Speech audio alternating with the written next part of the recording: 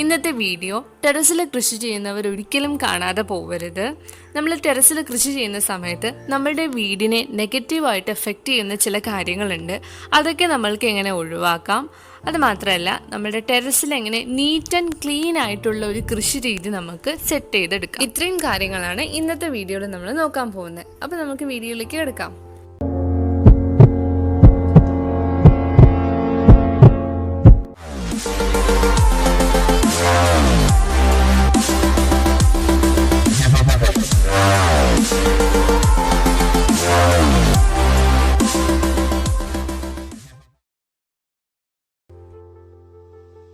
ടെറസിൽ പുതിയതായി ഒരു പച്ചക്കറി കൃഷി തുടങ്ങാൻ ആഗ്രഹിക്കുന്ന എല്ലാവരും ചെയ്യേണ്ട ആദ്യത്തെ സ്റ്റെപ്പ്, നിങ്ങളുടെ ടെറസിനെ രണ്ടായിട്ട് ഡിവൈഡ് ചെയ്യുക. ആദ്യത്തേത് വള്ളിച്ചെടികൾക്കായി പന്തലിൽ പടർന്ന് പന്തലിക്കുന്ന ചെടികളാണ് ഈ വിഭാഗത്തിൽ വരുന്നത്. പയറ്, കൈപ്പയ്ക്ക, പടവലങ്ങ അങ്ങനെയുള്ള ചെടികൾക്ക് ഇങ്ങനെ പന്തൽ നമ്മൾക്ക് ഒരുക്കി കൊടുക്കാം പാകത്തിൽ ഒരു ഭാഗം നമ്മൾ മാറ്റി വയ്ക്കുക. ഇനി വേറൊരു ഭാഗത്ത് നമ്മൾ കുറ്റിച്ചെടികൾക്ക് വേണ്ടിയിട്ട് തക്കാളി, വെണ്ടയ്ക്ക എന്നിങ്ങനെ വരുന്ന ചെടികൾക്ക് വേണ്ടി വേറൊരു ഭാഗവും നമ്മൾ മാറ്റി വയ്ക്കുക. ഇനി അടുത്തത് നമ്മൾ നമ്മുടെ ടെറസിൽ എങ്ങനെ ഒരു സ്ട്രോങ് ആയിട്ടുള്ളൊരു പന്തൽ റെഡിയാക്കി എടുക്കും, നമ്മൾ അതിന് ഏത് ഭാഗം ചൂസ് ചെയ്യണം. ഞാനിവിടെ സൺസൈഡാണ് ചൂസ് ചെയ്തിരിക്കുന്നത്. അത് എന്തുകൊണ്ടാന്ന് വെച്ചാൽ നമ്മുടെ സൺസൈഡിന് താഴെ ഇതുപോലുള്ള ഹുക്കുകൾ അവൈലബിൾ ആയിരിക്കും. ഏകദേശം എല്ലാവരുടെ സൺസൈഡിലൊക്കെ ഇതുപോലെ ഹുക്കുകൾ ഉണ്ടാവും. അപ്പോൾ അങ്ങനെയുള്ളവർ ഇതുപോലുള്ള ഹുക്കുകളിൽ ആദ്യം കയറ് കെട്ടി പന്തലിടാൻ സ്റ്റാർട്ട് ചെയ്യുക. എന്നിട്ട് ഞാൻ ഈ കയറുകളെ 3 തൂണിലേക്ക് വലിച്ചു കെട്ടുകയാണ് ചെയ്തത്. ഇനി ഇതുപോലെ 3 തൂണ് റെഡിയാക്കി എടുക്കാൻ വേണ്ടിയിട്ട് ഞാൻ 3 ബക്കറ്റ് എടുത്തിരുന്നു. ഈ ബക്കറ്റിൽ ഞാൻ ഇതുപോലുള്ള വലിയ മരത്തിനെ ഇറക്കി വെച്ചിട്ട് മണ്ണും കല്ലൊക്കെ ഫില്ല് ചെയ്ത് അതിനെ നന്നായി ഉറപ്പിച്ചെടുക്കുകയാണ് ചെയ്തത്.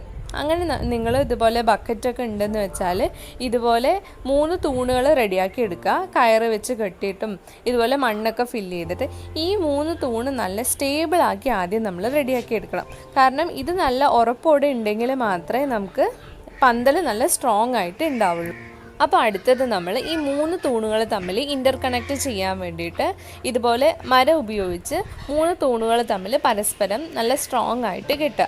അപ്പോൾ നിങ്ങൾ ഇതുപോലെ റെഡിയാക്കി എടുക്കണം. അതിനുശേഷം ചകിരി നൂല് ഉപയോഗിച്ച് സാധാരണ പന്തലിടുന്ന പോലെ ഒരുപാട് ഇൻ്റർ കണക്ഷൻസ് ഉണ്ടാക്കിയിട്ടാണ് ഞാൻ ഇതുപോലൊരു പന്തൽ ഉണ്ടാക്കിയെടുത്തത്.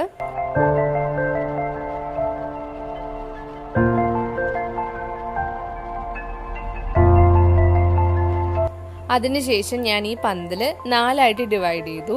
ഒരു സൈഡ് കൈപ്പയ്ക്കയ്ക്ക് വേണ്ടിയിട്ട്, ഒരു സൈഡ് പടവലങ്ങയ്ക്ക് വേണ്ടിയിട്ട്, പിന്നെ 2 സൈഡ് പയർ. അതിൽ വള്ളിപ്പയർ, വയലറ്റ് പയർ, കുറ്റിപ്പയർ എന്നിങ്ങനെയുള്ള എല്ലാ പയറുകൾക്ക് വേണ്ടിയിട്ടും 2 സൈഡ് ഞാൻ ഡിവൈഡ് ചെയ്തു. അങ്ങനെ നമ്മൾ ഒരുപോലുള്ള ചെടികൾ ഒരുമിച്ച് വെക്കുമ്പോൾ അതിനൊരു നീറ്റ്നെസ് ഉണ്ടാവും. ഇനി ഞാൻ ഈ പന്തലിനടിയിൽ ഹൊറിസോണ്ടൽ വെർട്ടിക്കൽ ലൈൻസ് പോലെയാണ് ചെടികൾ അറേഞ്ച് ചെയ്തിരിക്കുന്നത്. ഒരുപോലുള്ള ചെടികൾ ഒരുമിച്ച് വെച്ചിട്ടുണ്ട്. ഇത് കൈപ്പയ്ക്കൻ്റെ വള്ളികളാണ്. ഈ സൈഡ് കാണുന്നത് പയറ് വള്ളികളാണ്. എന്നിട്ട് ഞാൻ ഈ വള്ളികൾ മേലോട്ട് പന്തലിലേക്ക് പടർത്തിയിരിക്കുകയാണ് ചെയ്തിരിക്കുന്നത്. അങ്ങനെ ഈ ഭാഗത്ത് ഞാൻ തക്കാളി, വെണ്ടയ്ക്ക അങ്ങനെ പന്തലൊന്നും ആവശ്യമില്ലാത്ത ചെടികളാണ് അറേഞ്ച് ചെയ്ത് വെച്ചിരിക്കുന്നത്. ഇവ അറേഞ്ച് ചെയ്യുമ്പോൾ ശ്രദ്ധിക്കേണ്ട കാര്യം, ഈ ചെടികളൊക്കെ വലുതാവുന്ന സമയത്ത് അവയ്ക്ക് കുറച്ചുകൂടി സ്ഥലം ആവശ്യമായിരിക്കും. ഇപ്പോൾ വെണ്ടയ്ക്ക പോലുള്ള ചെടികളൊക്കെ വലുതാവുമ്പോൾ അവ കുറച്ചുകൂടി പന്തലിച്ച് നിൽക്കുന്ന ചെടികളാണ്. അപ്പോൾ നമ്മൾ എന്ത് ചെയ്യും, 2 ഗ്രോ ബാഗുകൾ അടുപ്പിച്ച് വെച്ചു എന്ന് വെച്ചാൽ 2 ചെടികൾ തമ്മിൽ ഒരു കൺജഷൻ ഫീൽ ചെയ്യും. അപ്പോൾ അത് ഒഴിവാക്കാൻ വേണ്ടിയിട്ട് നമ്മൾ ഗ്രോ ബാഗുകൾ വയ്ക്കുമ്പോൾ തന്നെ ആവശ്യത്തിനുള്ള സ്പേസ് 2 ഗ്രോ ബാഗ് തമ്മിൽ നമ്മളെപ്പോഴും ഡിസ്റ്റൻസ് കീപ്പ് ചെയ്യണം. ഇനി അടുത്തത് വളരെ ഇമ്പോർട്ടൻ്റ് ആയിട്ടുള്ളൊരു കാര്യമാണ്. നമ്മൾ ടെറസിൽ കൃഷി ചെയ്യുമ്പോൾ എല്ലാവരും നേരിടുന്ന ഒരു പ്രശ്നമാണ് വെള്ളം കെട്ടി നിൽക്കുന്നത്. അപ്പോൾ ഇത് ഒഴിവാക്കാൻ നമ്മൾക്ക് എന്തൊക്കെ ചെയ്യാൻ കഴിയുമെന്ന് നോക്കാം. നിങ്ങൾക്ക് ഈ വീഡിയോയിൽ കാണാം, ഞാൻ ഗ്രോ ബാഗ് ഡയറക്റ്റായിട്ട് ടെറസിൽ വെച്ച സമയത്ത് ഇതുപോലെ വെള്ളം കെട്ടി നിന്നിരുന്നു. അപ്പോൾ ഇത് ഒഴിവാക്കാൻ വേണ്ടിയിട്ട് നമുക്ക് ചെയ്യാവുന്ന 2 കാര്യങ്ങളുണ്ട്. അപ്പോൾ അതെന്തൊക്കെയാണെന്ന് നോക്കാം. അപ്പോൾ അതിന് വേണ്ടിയിട്ട് ഇതുപോലുള്ള ഇഷ്ടികകൾ എടുത്തിട്ട് നമ്മൾ ഗ്രോ ബാഗുകൾ തമ്മിൽ എത്ര ഡിസ്റ്റൻസ് ആണോ നമ്മൾ ഉദ്ദേശിക്കുന്നത് അത്രയും ഡിസ്റ്റൻസ് വിട്ടിട്ട് 2 ഇഷ്ടിക നമ്മൾ അറേഞ്ച് ചെയ്ത് വെക്കുക. എന്നിട്ട് നമ്മൾ ഈ ഇഷ്ടികയ്ക്ക് പുറത്ത് നമ്മൾ ഗ്രോ ബാഗ് വെക്കുമ്പോൾ ഗ്രോ ബാഗ് ഒരിക്കലും ഈ ടെറസിൻ്റെ ഫ്ലോറുമായിട്ട് കോണ്ടാക്ട് വരില്ല. നമ്മൾക്ക് ഇഷ്ടിക തന്നെ വേണമെന്നില്ല ഇങ്ങനെ ഗ്രോ ബാഗ് വെക്കാൻ വേണ്ടിയിട്ട്. ഇതിന് പകരം നമുക്ക് യൂസ് ചെയ്യാൻ പറ്റുന്ന വേറൊരു മെറ്റീരിയലാണ് ചിരട്ട. നമ്മൾ ചിരട്ട ഇതുപോലെ 4 ഇങ്ങനെ അറേഞ്ച് ചെയ്തിട്ട് അതിന് പുറത്ത് ഗ്രോ ബാഗ് വെക്കുകയാണെന്ന് വെച്ചാലും ഇതാണ് ബെസ്റ്റ്. കാരണം എന്താണെന്ന് വെച്ചാൽ ചിരട്ട വെക്കുന്നതുകൊണ്ട് നമ്മൾ ഈ ടെറസിലേക്ക് അപ്ലൈ ചെയ്യുന്ന ആ ലോഡും നമുക്ക് റിഡ്യൂസ് ചെയ്യാൻ പറ്റും. അപ്പം നമ്മൾ ചെടികൾ നനച്ചു കൊടുക്കുന്ന സമയത്ത് എക്സ്ട്രാ വരുന്ന വെള്ളം ഈ ഇഷ്ടിക ഉള്ളതുകൊണ്ട് അതെന്തായിരിക്കും, വേക്കൻറ്റ് സ്പേസ് ആയിരിക്കും, അപ്പോൾ ഇവാപ്പറേറ്റ് ചെയ്ത് പോവും. പക്ഷെ നമ്മൾ ഡയറക്റ്റ് ആയിട്ട് ഈ ഗ്രോ ബാഗ് ഒക്കെ നിലത്ത് വെക്കുന്ന സമയത്ത് എന്താ സംഭവിക്കുക എന്ന് വെച്ചാൽ ഈ ഗ്രോ ബാഗ് വന്നിട്ട് ഡയറക്റ്റ് ഈ നിലത്ത് കോണ്ടാക്റ്റ് വരുമ്പോൾ ഈ വെള്ളം ഉണ്ടെന്ന് വെച്ചാലും ഇവരുടെ ഇടയിൽ ഈ വെള്ളം എപ്പോഴും നിന്നുകൊണ്ടിരിക്കും. അത് ഇവാപ്പറേറ്റ് ചെയ്ത് പോകാനുള്ള ചാൻസ് വളരെ കുറവാണ്.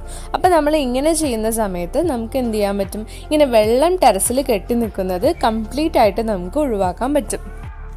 നെക്സ്റ്റ് ശ്രദ്ധിക്കേണ്ട കാര്യം ടെറസിലേക്ക് അപ്ലൈ ചെയ്യുന്ന ലോഡ്. നമ്മളുടെ ഒരു ഗ്രോ ബാഗ് അറൗണ്ട് 15 kg കൂടുതലായിരിക്കും. അപ്പോൾ ഇത്രയും ഗ്രോ ബാഗുകൾ നമ്മൾ ഒരുമിച്ച് ടെറസിൽ വെക്കുമ്പോൾ ടെറസിൽ അപ്ലൈ ചെയ്യുന്ന ലോഡ് വളരെയധികം കൂടുതലായിരിക്കും. അപ്പോൾ ഇത് റെഡ്യൂസ് ചെയ്യാൻ വേണ്ടിയിട്ട് ചകിരി ഇല്ലെങ്കിൽ കോക്കോ പീറ്റ് നിങ്ങളുടെ ഗ്രോ ബാഗിൽ എന്തായാലും ഫില്ല് ചെയ്ത് വെക്കണം. ഇത് ഫില്ല് ചെയ്യുന്നതുകൊണ്ട് 2 യൂസ് ഉണ്ട്. ഒന്ന്, നമുക്ക് ഈ ടെറസിലേക്ക് ഒഴുകുന്ന വെള്ളം നമ്മൾക്ക് ഗ്രോ ബാഗിൽ തന്നെ റീറ്റെയിൻ ചെയ്ത് വെക്കാനും പറ്റും. നമ്മളുടെ ഗ്രോ ബാഗിൻ്റെ വെയിറ്റ് അറൗണ്ട് 50% വരെ നമുക്ക് റെഡ്യൂസ് ചെയ്യാൻ പറ്റും. അപ്പോൾ ടെറസിൽ കൃഷി ചെയ്യുന്ന എല്ലാവരും കോക്കോ പീറ്റ് ഇല്ലെങ്കിൽ ചകിരി നിങ്ങളുടെ പോട്ടിംഗ് മിക്സ്ചറുടെ ഭാഗമാക്കുക തന്നെ വേണം. നമ്മുടെ അടുത്ത ടിപ്പും ഒരു പ്രോബ്ലത്തിനുള്ള സൊല്യൂഷനാണ്.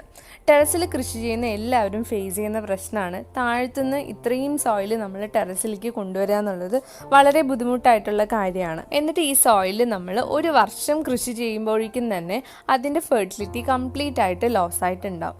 ഇനി നമ്മൾക്ക് എങ്ങനെ ഈ സെയിം സോയിലിനെ തന്നെ 100% ഫെർട്ടൈൽ ആക്കാമെന്ന് നോക്കാം. അപ്പോൾ അതിന് വേണ്ടിയിട്ട് ഗ്രോ ബാഗ് ചെടികളൊക്കെ കളഞ്ഞിട്ട് ഗ്രോ ബാഗിലുള്ള സോയിൽ ഒരു സൈഡ് നമ്മളിങ്ങനെ കൂട്ടി വയ്ക്കുക. അതിന് ശേഷം അതിൽ നമുക്ക് കാണാം പഴയ ചെടീൻ്റെ ഒരുപാട് റൂട്ട്സ്. ആദ്യം നമ്മൾ ഈ റൂട്ട്സ് കംപ്ലീറ്റ് ആയിട്ട് ഈ സോയിലിൽ നിന്ന് റിമൂവ് ചെയ്തെടുക്കണം. സോയിൽ മിക്സ് ചെയ്യുന്ന മുൻപ് തന്നെ ആ ഗ്രോ ബാഗിൻ്റെ അടിഭാഗത്തായിട്ടായിരിക്കും റൂട്ട്സ് ഉണ്ടാവുക. അപ്പോൾ അതിങ്ങനെ ഈസി ആയിട്ട് നമുക്ക് റിമൂവ് ചെയ്തെടുക്കാൻ പറ്റും. ഇനി അടുത്തത് പഴയ സോയിലിന് കൂടെ നമ്മൾ പുതിയതായിട്ടുള്ള സോയിൽ ഈക്വലി മിക്സ് ചെയ്ത് കൊടുക്കുക. ഓക്കെ, ഇവിടെ ഞാൻ 2 ചാക്ക് പുതിയ സോയിൽ ഇടുന്നുണ്ട്. അതിനുശേഷം ഈ സോയിലിലേക്ക് 1 ചാക്ക് ഉണക്കിയ ചാണകം ഇല്ലെങ്കിൽ നമുക്ക് എന്തെങ്കിലും മാനുവർ ആഡ് ചെയ്ത് കൊടുക്കുക. ഏത് വളം വേണമെങ്കിലും നമുക്ക് ഇട്ട് കൊടുക്കുക. അതിന് കൂടെ ഞാൻ വേപ്പ് പിണ്ണാക്ക് ആഡ് ചെയ്യുന്നുണ്ട്. വേപ്പ് പിണ്ണാക്ക് കുറച്ച് ആഡ് ചെയ്ത് കൊടുക്കുന്നുണ്ട്. ഇതാണ് വേപ്പ് പിണ്ണാക്ക്. എല്ലാ ഈ ഫെർട്ടിലൈസർ ഷോപ്പിൽ നമുക്ക് കിട്ടും ഇത്. പിന്നെ അതിന് കൂടെ ഞാൻ കടലപ്പിണ്ണാക്ക് ആഡ് ചെയ്യുന്നുണ്ട്. കടലപ്പിണ്ണാക്ക് നമുക്ക് സാധാരണ ഉള്ള ഗ്രോസറി ഷോപ്പിൽ നിന്ന് തന്നെ നമുക്ക് കടലപ്പിണ്ണാക്ക് വാങ്ങിക്കാൻ കിട്ടും. ഇനി ഇതെല്ലാം മിക്സ് ചെയ്യുക. അപ്പോൾ നമ്മുടെ സോയിൽ ബാക്ക് ടു 100% ഫെർട്ടൈൽ. ഇനി അടുത്ത ടിപ്പ് എന്താണെന്ന് വെച്ചാൽ നമ്മൾ പന്തലൊക്കെ ഇട്ടു വള്ളിച്ചെടികൾക്ക് വേണ്ടിയിട്ട്. കൈപ്പയ്ക്ക, പടവലങ്ങ, പയർ എല്ലാവരും അങ്ങനെ പന്തലിൽ പടർന്ന് മൊത്തം കൺജസ്റ്റഡ് ആയി നമുക്ക് പന്തൽ തികയാതെ വന്നു എന്ന് വെച്ചാൽ ഈസി ആയിട്ട് എങ്ങനെ നമുക്ക് ഈ പന്തൽ എക്സ്റ്റെൻഡ് ചെയ്ത് കൊടുക്കാമെന്ന് നോക്കാം. അതിന് വേണ്ടിയിട്ട് നമുക്ക് വെറും 2 സാധനങ്ങളുടെ ആവശ്യമുള്ളൂ. ഇതുപോലെ ചകിരി നൂല് എടുക്കുക. ഇനി അടുത്തത് വേണ്ടത് ഇഷ്ടികയുടെ ചെറിയ പീസസ് ആണ്. വലിയ ഇഷ്ടിക എടുക്കരുത്, നമുക്ക് ചെറിയ ചെറിയ പീസസ് മാത്രമേ ആവശ്യമുള്ളൂ. എന്നിട്ട് നമ്മൾ പന്തലിൽ ഇതുപോലൊരു നോട്ട് ഇട്ട് കൊടുക്കുക ഈ ചകിരി നൂല് ഉപയോഗിച്ചിട്ട്. എന്നിട്ട് ഈ ചകിരി നൂല് ഒരു സൈഡ് ഇങ്ങനെ നോട്ടിട്ടതിന് ശേഷം ഇങ്ങനെ എക്സ്റ്റെൻഡ് ചെയ്യുക. നമ്മളുടെ ഈ ടെറസിൻ്റെ എൻഡ് വരെ എക്സ്റ്റെൻഡ് ചെയ്യുക. എന്നിട്ട് ഈ അറ്റത്ത് ഒരു ഇഷ്ടിക കെട്ടാൻ പാകത്തിന് നമ്മൾ നൂല് അളവെടുക്കുക. ഫസ്റ്റ് തന്നെ കട്ട് ചെയ്തെടുക്കരുത്. അതിനുശേഷം ഇതുപോലെ ഇഷ്ടിക കെട്ടിക്കൊടുക്കുക. ഞാൻ ഒരു കൈ കൊണ്ടാണ് ഷൂട്ട് ചെയ്യുന്നത്, അതുകൊണ്ടാണ് ഇത് നേരെ കാണിക്കാൻ പറ്റാത്തത്. അപ്പം ഞാൻ ഇതുപോലെ ഇഷ്ടിക കെട്ടി റെഡിയാക്കി എടുത്തിട്ടുണ്ട്.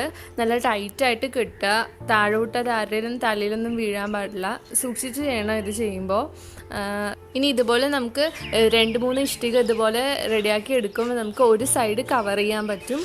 ഇൻ്റർ കണക്ഷൻസ് ഒക്കെ കൊടുത്തിട്ട് സാധാരണ പന്തലിടുന്ന പോലെ നമുക്ക് റെഡിയാക്കി എടുക്കാൻ പറ്റും. ഇത് വേണമെങ്കിൽ നമുക്ക് ടെറസിന് ചുറ്റും വേണമെങ്കിലും എളുപ്പത്തിൽ നമുക്ക് ഇങ്ങനെ പന്തൽ എക്സ്റ്റെൻഡ് ചെയ്യാൻ പറ്റും. നമ്മളുടെ ചെടിയുടെ വളർച്ചയ്ക്ക് അനുസരിച്ച് നമുക്ക് എവിടെ വേണമെങ്കിലും ഈ ടെറസിന് ചുറ്റും എപ്പോൾ വേണമെങ്കിലും റെഡിയാക്കി എടുക്കുക. വെറും 2 സാധനങ്ങളുടെ ആവശ്യമുള്ളൂ. അപ്പോൾ ടെറസിൽ ഒരു കൃഷി ചെയ്യാൻ ആഗ്രഹിക്കുന്ന എല്ലാവരും ഇത്രയും കാര്യങ്ങൾ കൺസിഡർ ചെയ്തിട്ട് വേണം കൃഷി ചെയ്യാൻ. അങ്ങനെ ചെയ്യുമ്പോൾ മാത്രമേ നമുക്ക് നീറ്റായിട്ടുള്ള ഒരു ടെറസ് മെയിൻറ്റെയിൻ ചെയ്ത് കൃഷി ചെയ്യാൻ പറ്റുള്ളൂ. പിന്നെ ഈ വീഡിയോയിലുള്ള ടിപ്സൊക്കെ നിങ്ങൾക്ക് യൂസ്ഫുൾ ആണെന്ന് തോന്നുന്നുണ്ടെങ്കിൽ നിങ്ങൾ ഇതുപോലെ ടെറസിൽ കൃഷി ചെയ്യുന്ന എല്ലാവർക്കും ഷെയർ ചെയ്യുക. പുതുതായിട്ട് കൃഷി ചെയ്യാൻ ആഗ്രഹിക്കുന്നവർക്കും ഷെയർ ചെയ്യുക. ഈ വീഡിയോ കാണുന്നവരൊക്കെ ഒന്ന് സപ്പോർട്ട് ചെയ്യുക, സബ്സ്ക്രൈബ് ചെയ്തിട്ട്. ആരും സബ്സ്ക്രൈബ് ചെയ്യാൻ മറക്കരുത്. അപ്പോൾ എല്ലാവർക്കും താങ്ക് യു ഫോർ വാച്ചിങ്.